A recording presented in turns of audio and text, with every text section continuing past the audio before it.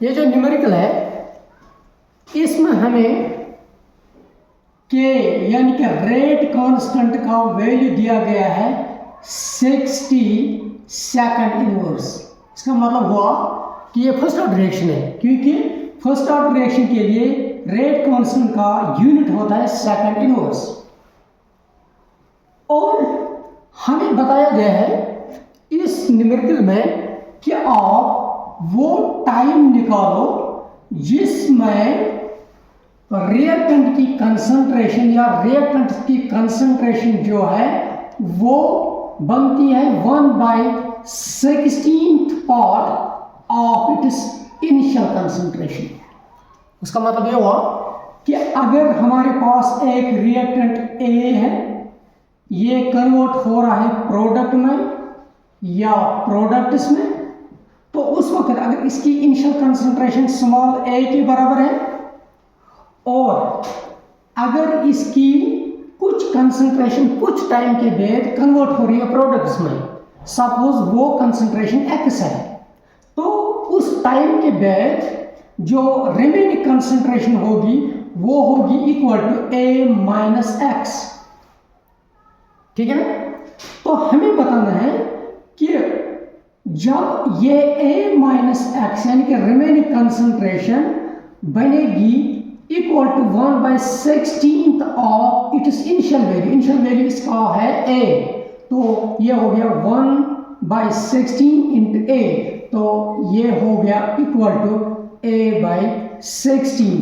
तो उस वक्त जो टाइम है, जो टाइम लगेगा वो कितना होगा, ये हमने निकालना है। तो इसका मतलब है हम जानते हैं कि integrated rate expression for first order reaction जो है that is equal to t is equal to 2.303 divided by rate constant log of a divide by a minus x.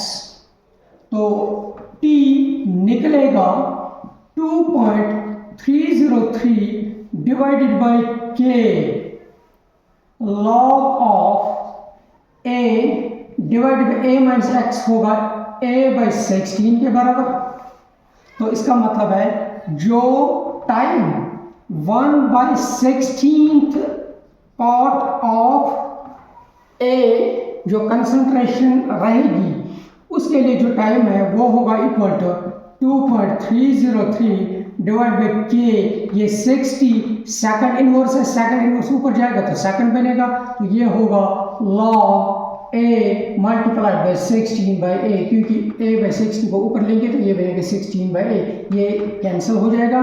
तो t 1/16 निकलेगा, ये 2.303 डिवाइड बाई 16 हम लिखेंगे, ये सेकंड हो गया, तो ये हम लिख सकते हैं log 4⁻²। 4⁻² हो गया 16, तो ये मैंने क्यों किया, ताकि फार्मूला बनेगी log m⁻n, तो log m⁻n होता है equal to n log m।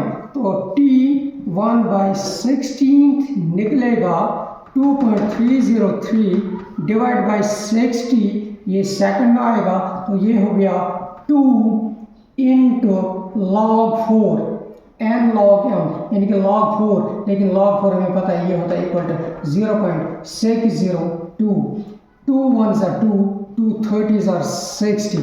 तो जब हम t 1/16 निकालेंगे, ये निकलेगा यहाँ 30 से डिवाइड करके, ये बनेगा 0.076, ये सेकंड यूनिट है, तो मल्टीप्लाई करेंगे 0.602, तो जब इसके साथ प्रोडक्ट निकालेंगे ये मिलेगा हमें 0.046 यूनिट होगा, जो यहाँ पे सेकंड है। तो ये होगा वो टाइम जो लगेगा इस रिएक्शन के लिए कंसंट्रेशन ऑफ रिएक्टेंट को 1/16 पार्ट तक पहुंचने के लिए।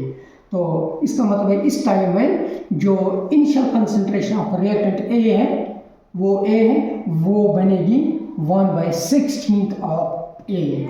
तो कितने सेकंड्स में? 0.04 सेकंड्स में। ठीक है। चलो